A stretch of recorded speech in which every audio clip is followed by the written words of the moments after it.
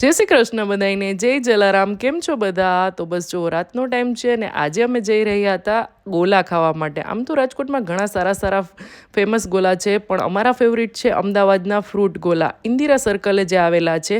અહીંયા સાવ અલગ જ ફ્લેવર જોવા મળે છે. દાડમ છે, આંબલી છે, ચણિયા બોર છે, પછી જામફળ છે, જાંબુ છે, રાવણા જાંબુ હોય એ, અને સાથે પાછું એસેન્સની સાથે એનો પલ્પ પણ એડ કરેલો હોય છે. જો તમને ઓરેન્જમાં એની ચીર દેખાતી હશે, દાડમના દાણા દેખાતા હશે, કાચી કેરીમાં પણ એના પીસ એડ કરેલા હોય છે.